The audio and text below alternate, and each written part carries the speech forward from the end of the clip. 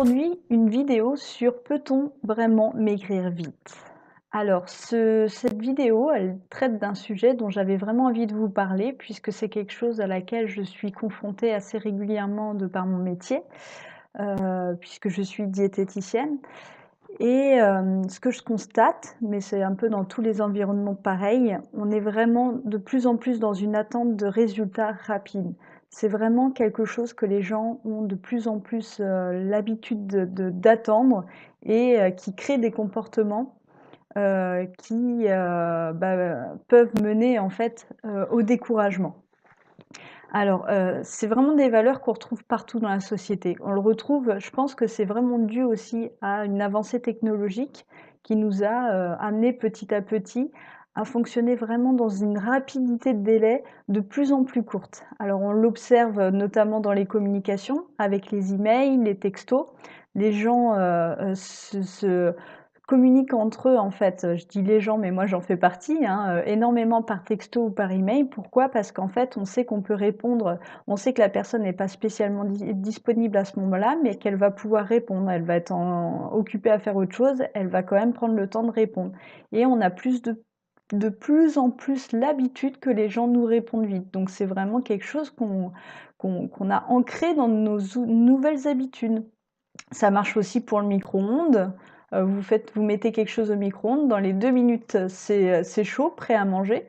Donc c'est vraiment une habitude qu'on retrouve, au niveau de la nourriture, par exemple. Aujourd'hui, la plupart des gens quand ils ont faim, veulent manger immédiatement. On ne cuisine quasiment plus pour le déjeuner, quand bien même on sera à la maison. Pourquoi? Parce que, on va se décider à manger seulement au moment où on va sentir la sensation et on sait qu'à ce moment-là, on peut rapidement, satisfaire ce besoin et mettre quelque chose justement au micro-ondes, réchauffer quelque chose ou même manger quelque chose froid. En tout cas, c'est de moins en moins habituel de vouloir faire cuire ces aliments, au préalable, dans l'anticipation de cette sensation de faim.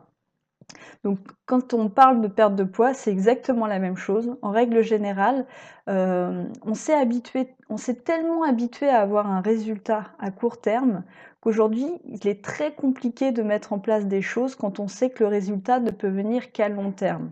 C'est pourquoi, le danger aujourd'hui, c'est que, si dans le cadre d'une perte de poids, si on maintient cette façon de voir les choses finalement, ça peut que mener à du découragement puisque forcément il va y avoir des plateaux, des choses qui vont, vous ralentir dans l'atteinte de vos objectifs, donc qui vont venir vous décourager, voire vous mener à l'abandon, et qui peuvent même aller jusqu'à entamer jusqu'à comment dire? Jusqu'à, générer une perte d'estime de soi, en fait, qui peut atteindre l'image de soi, voire même jusqu'à aller jusqu'à des troubles du comportement alimentaire. Donc c'est vraiment quelque chose, un comportement qui est dû à la base, qui peut être généré par le fait d'avoir cette impatience et cette, volonté absolue d'avoir un résultat immédiat dès qu'on met en place une action.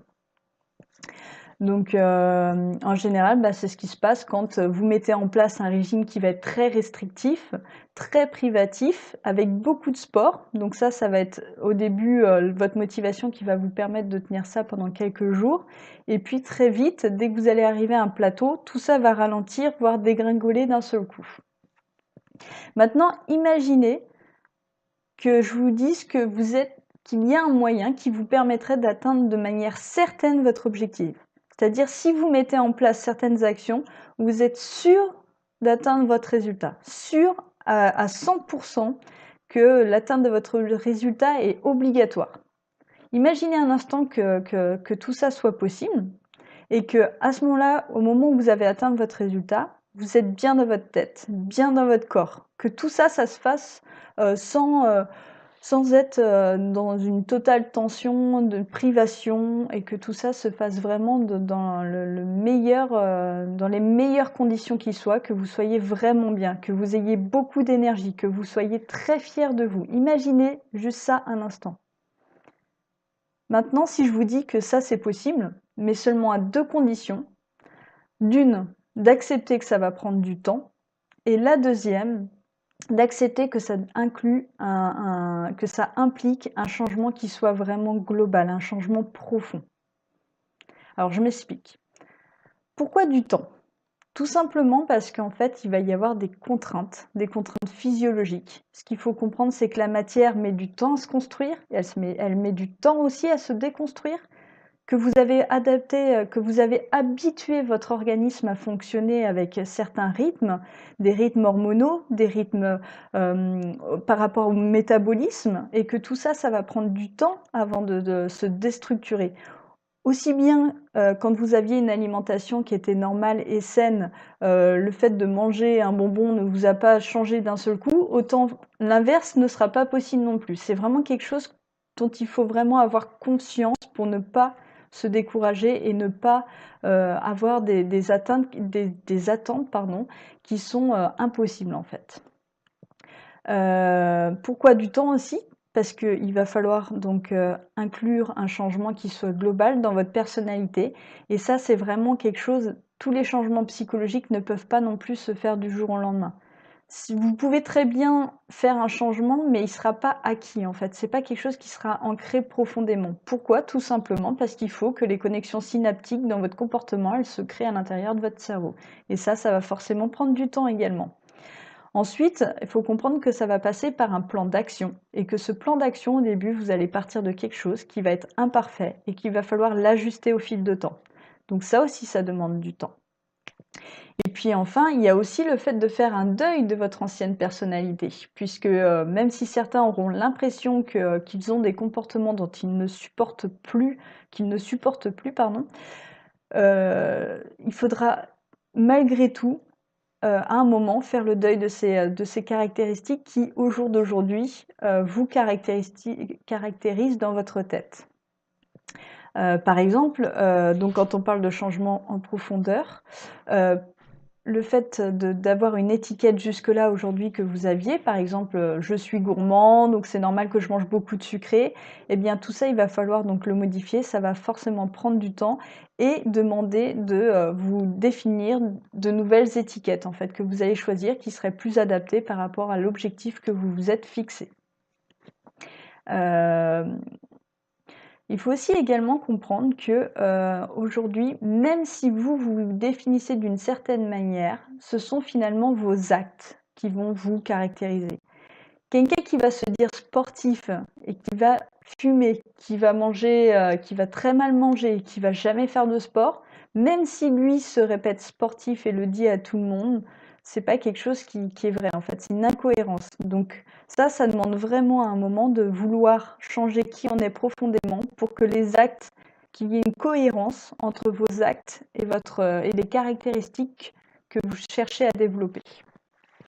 Et puis ça demande aussi également de payer le prix, d'accepter de payer le prix, puisque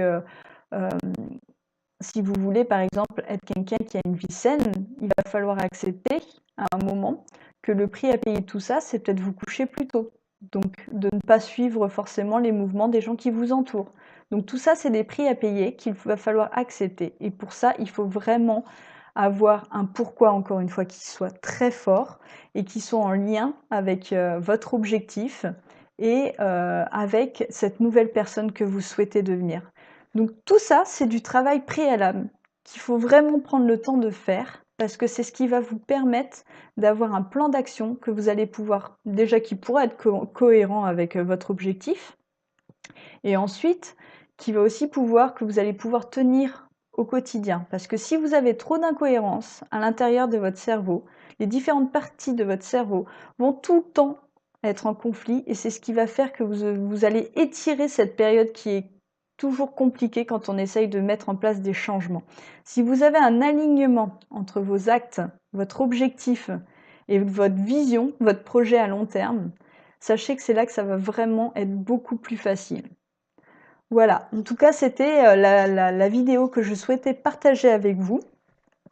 Si elle vous a plu, n'hésitez pas à liker, ça fait toujours plaisir de voir que son travail est apprécié, donc n'hésitez surtout pas. Partagez aussi également auprès de votre entourage si ce genre d'informations peut les intéresser et puis n'oubliez pas de vous abonner tout simplement pour être au courant, tenu au courant des nouvelles vidéos qui seront postées chaque jour. Donc à demain pour la prochaine vidéo et en attendant, n'oubliez pas qu'un changement alimentaire, ça demande un changement global et que tout ça, ça repose sur un pourquoi fort. Bye!